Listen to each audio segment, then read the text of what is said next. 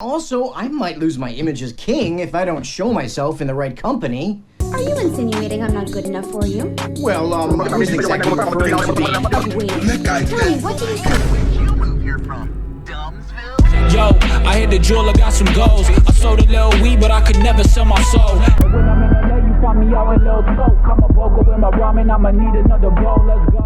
Stop, that tickles. May I remind you that your people are... Damn, Daniel! Okay, look, I know what you're thinking, alright? And let me just say, how dare you think that? First of all, I am not a furry. You see, unlike most furries, not only do I actually pay my taxes, but I also pre-order Call of Duty every year. I am as non-furry as a non-furry gets, okay? Also, furthermore, this is a perfectly fine, appropriate Christian kids movie. There is absolutely nothing inappropriate about it at all. And yet, half of your children will probably watch Passion of the Christ before they even hear about this movie. I will show off my talk sprite crossing his arms so you know I mean business. Okay, are the YouTube censors gone now?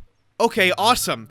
This movie's about furry sex. Okay, maybe I'm being a little bit facetious. This is an Argentinian kids movie. Well, kids movie. It's one of those obscure movies where if you know what it is, you really know what it is. In a way, it's kind of like a Serbian film, and you shouldn't watch either one. I'm also not the only person who reviewed this. Saberspark did a video on it, Shade Nocturne did a video on it, and even 0110001110101.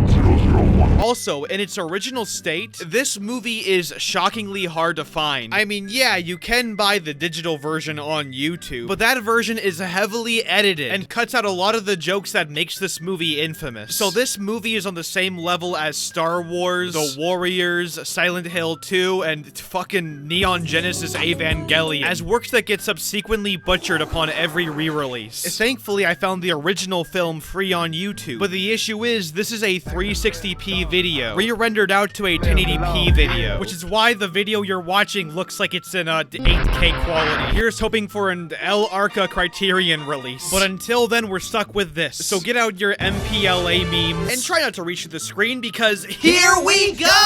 So our movie opens with a dumb slapstick scene filled with constant obnoxious noises and mediocre voice acting. It's kind of like watching one of my videos. This is also easily one of the worst ways to start a movie. I can't think of a worse way to immediately de-immerse your audience. Anyways, cut to the marketplace from Uncharted 3. He's tripping balls. This is when we finally find Mario Judah. We found him, guys. All jokes aside, though, this is God. Yeah, not a joke. Yeah, that's right. They took Samuel L. Jackson from Jumper, turned him into a Discord moderator, and made that God. And this is one of the less strange or creative decisions. Anyways, so God's talking about how he's going to wipe the world. You're not talking about... Yes, the final judgment day. I will now openly discuss this in a crowded marketplace. Meanwhile, there's a funny angel, and he's all like... My medallion!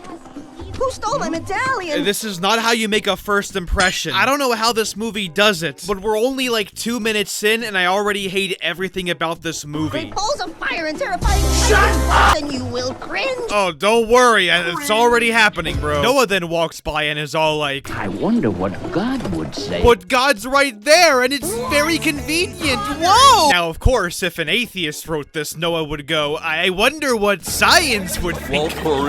Noah then goes up to these people, and they try and scam him, and that's about it. Noah then goes home with his sons. One of them is in blackface. What the fuck? We then got to know his family, who is... What do you mean your father got into debt again? Okay, first we had blackface. Now it's Jewish stereotypes? What is this? What's next? A white person with a country accent, boy? I have no doubt that you are the most capable of... Okay, I'm killing myself tonight. I'm killing myself. Noah then goes outside, and his wife, who is a massive gilf, is all like, Noah, I want a divorce. Noah, though, is a massive giga-chad, so he walks away from her and talks to God. Now, of course, if an atheist wrote this movie, he'd be talking to science.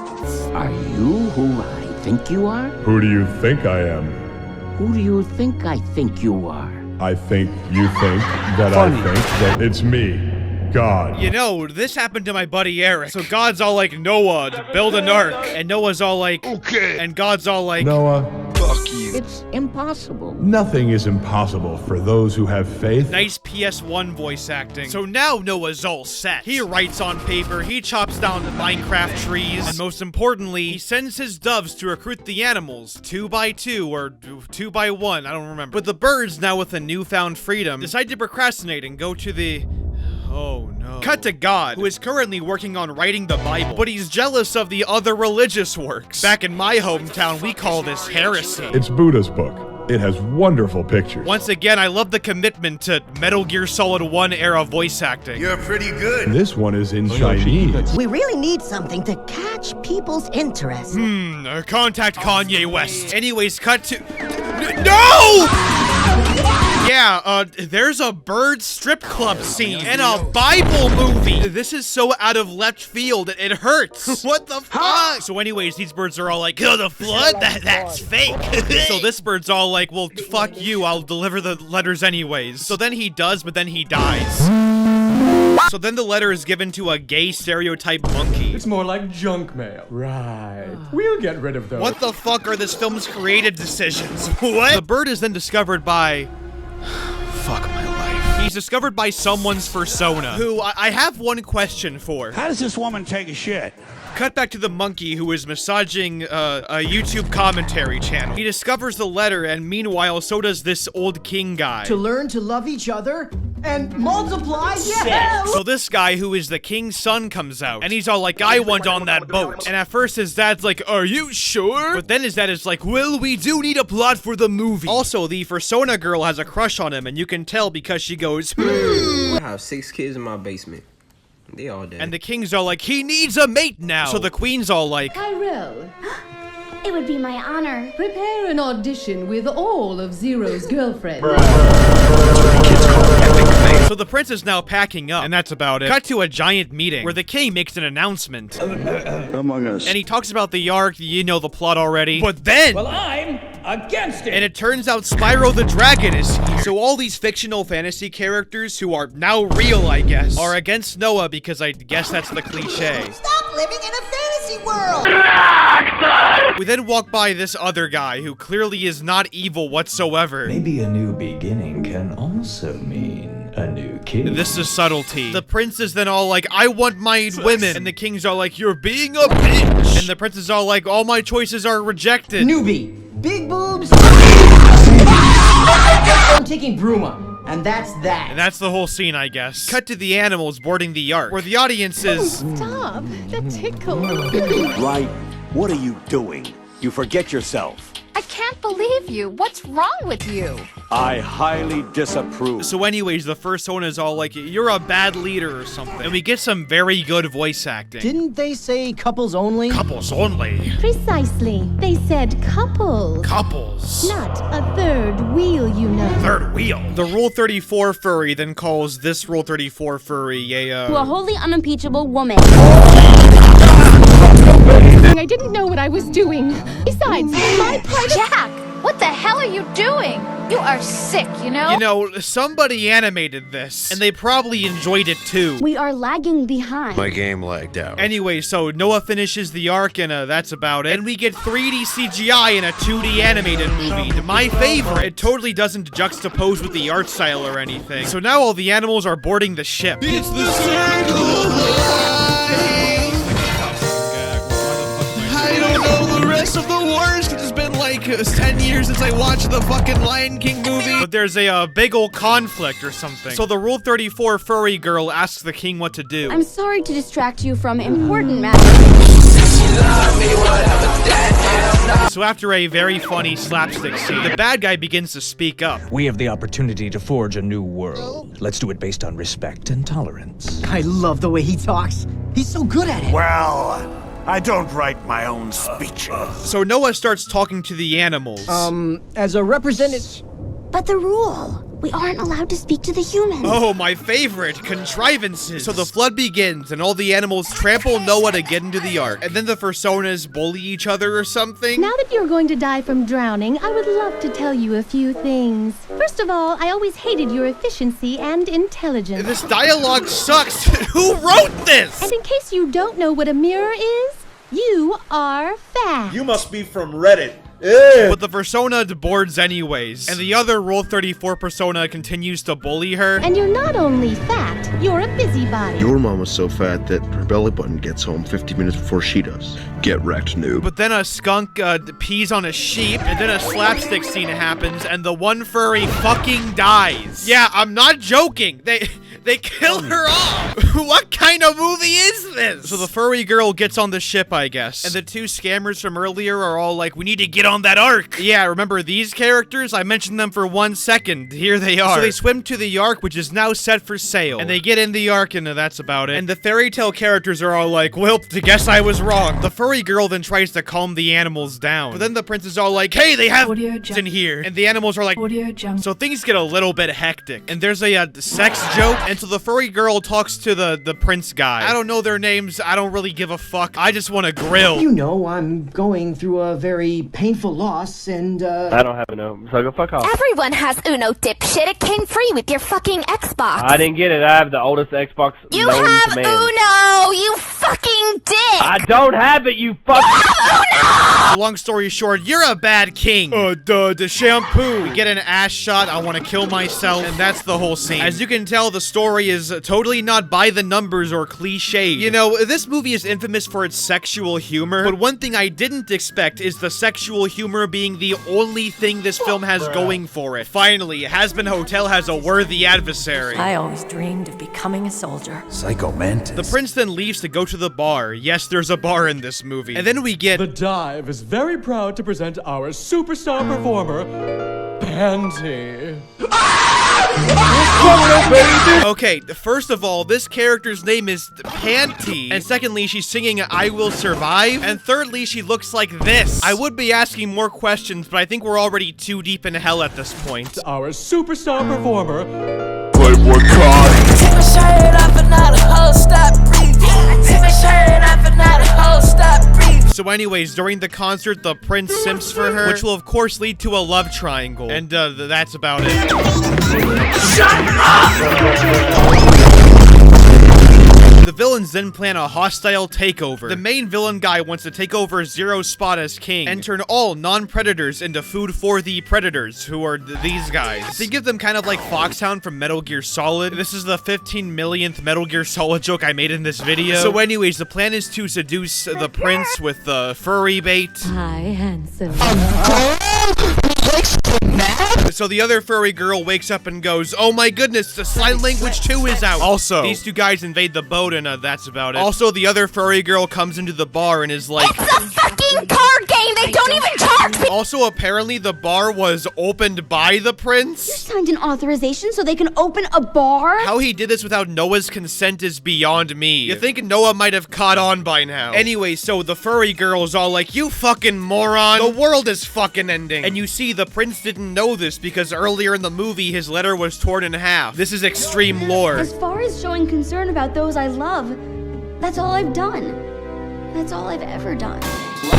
The prince then goes, wow, I really am a shitty king. I should give myself an order, and that's about it. He then goes, wake up, babe, new card elite. The two scammers then get in disguise. Not like I need to tell you or anything, though. They quite literally are only here for slapstick. You could remove them from the entire movie, and it would be basically unchanged. These two characters literally come in, interrupt the pacing of the movie, and then leave for like 10 minutes. I hate that I'm saying this, but I would prefer if the film just focused on the furry characters. Or better yet, don't release this unwatchable piece of garbage. So anyways, the king takes suggestions on how to improve his government, I guess. And investments in foreign currency. Bitcoin. Maybe not today. So the R34 girls are like, man, these are all shit suggestions. But then...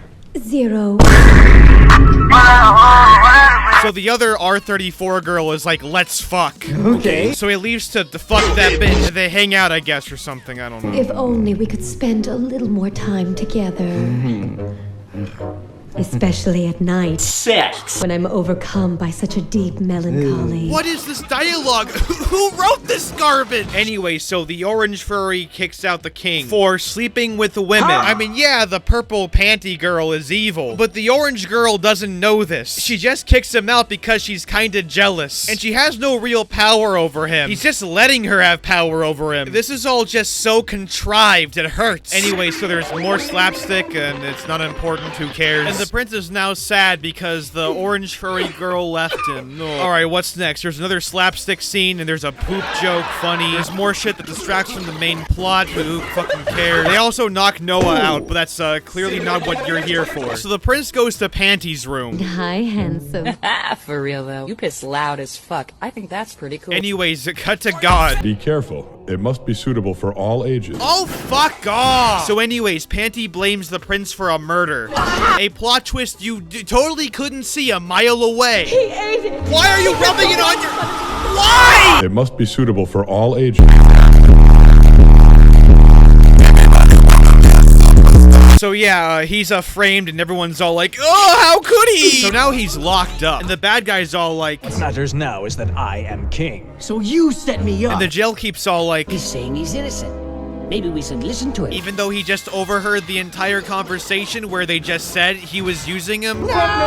Cut to the furry girl. She's all like, oh, I can't believe the prince would do this. But the one monkey's all like, perhaps what we saw is not as important as what we feel. You could have just said it was fake. Cut to Noah waking up. He sees a bird and starts talking, I guess. Apparently the prince also hears Noah and thinks it's his lineage talking or something. The voice of my lineage. And Noah's all like, go, do the thing, do stuff. And the prince is all like, okay, lineage, I will do stuff. So his friends break him out. And the prince is all like, I've ruined everything.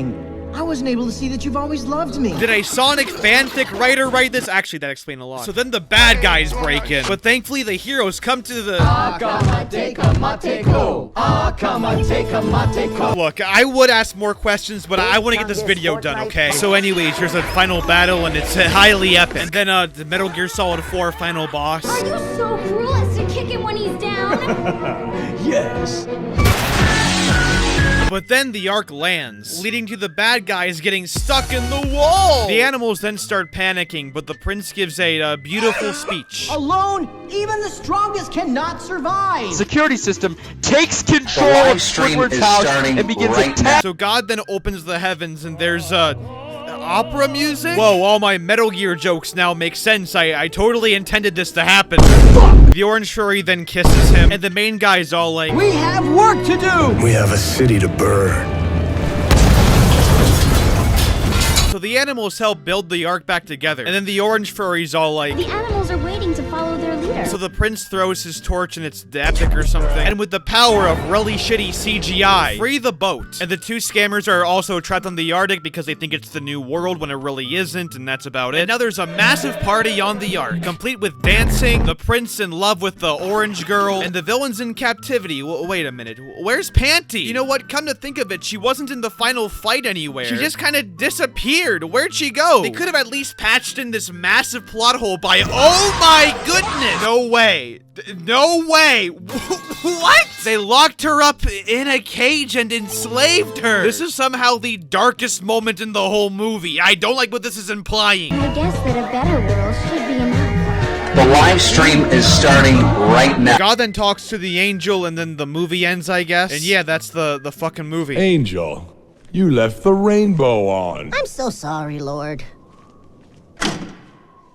Hey, gamers. Welp, that was El Arca, and honestly, it was kinda boring. I'll give it this, though. It is a better movie than Alpha and Omega. The animation, while it is kind of cheap, does have a charm and style to it, and those are all my compliments. Like I said earlier, this film is infamous for the furry bullshit. But once again, that's quite literally the only thing this movie has going for it. The plot is beyond predictable, the characters are boring and one-dimensional. Either that or just completely obnoxious. There's a bunch bunch of meandering bullshit that has nothing to do with the main plot whatsoever, and honestly, the hassle of finding this movie was not worth it. I will say, the existence of it is quite interesting. I mean, this film is literally heresy, but once again, like a Serbian film, this is a case where the existence of a movie is more interesting than the movie itself. So overall, this movie is dog shit, and that's all I have to say. I'm the Nostalgia Critic, and I made a Cats joke in my Wonder Woman 1984 review. Also, I'm not a furry. Fuck you in the lanes you came with.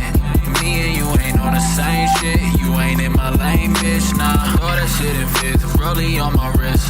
Ay, baby, you a star, I'm my only wish. I'm counting blue hundreds, I'm too money. Ay, and my little bitch, she too lovely. Yeah, hanging up and calling me right back. Ay, baby, why you calling me like that? Yeah, getting high with the seat, lay back.